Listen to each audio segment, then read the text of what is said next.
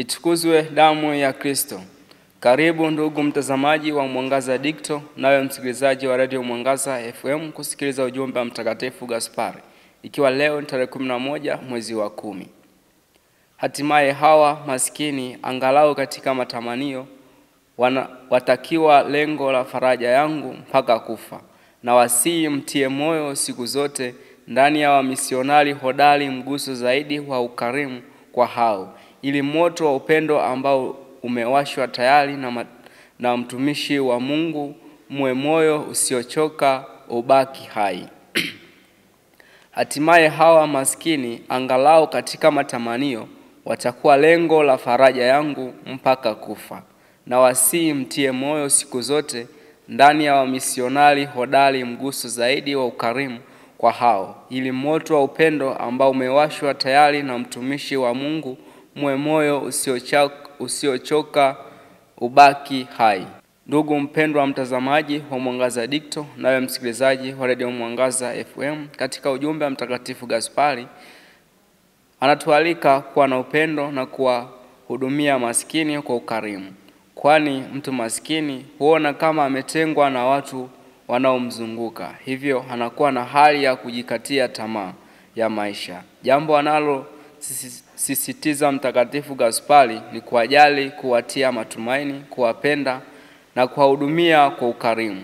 Katika Injili ya Mathayo sura ya 5 aya 3, Bwana wetu Yesu Kristo aliwafundisha wanafunzi wake akisema, heri walio maskini wa roho, maana ufalme wa mbinguni ni wao.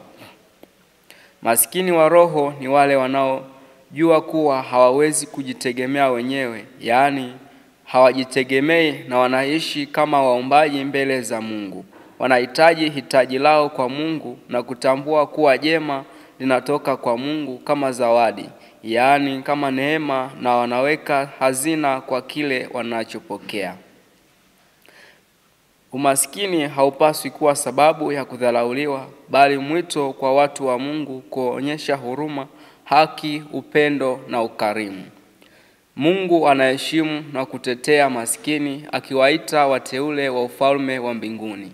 Umaskini ni fursa ya kumtumikia Mungu kwa kuwasaidia wahitaji na kuonyesha upendo wa kweli.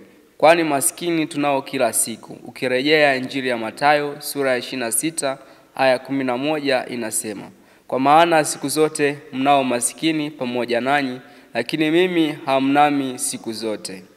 Hivyo maskini tunakutana nao kila siku. Ni mwito wa kuwasaidia na kuwatia moyo ili wasiweze kukata tamaa, bali wajione na wao ni sehemu ya maisha ya mwanadamu na wanastahili kuheshimiwa na kupewa huduma za kijamii kama wengine wanavyopewa.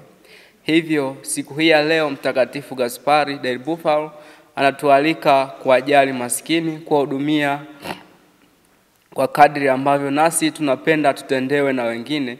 Ndivyo ambavyo basi tumuombe Mungu atujalie hiyo neema ya kuweza kuwahudumia maskini pindi tutakapokutana nao, kwani kwa kufanya hivyo tunamhudumia Bwana wetu Yesu Kristo mwenyewe.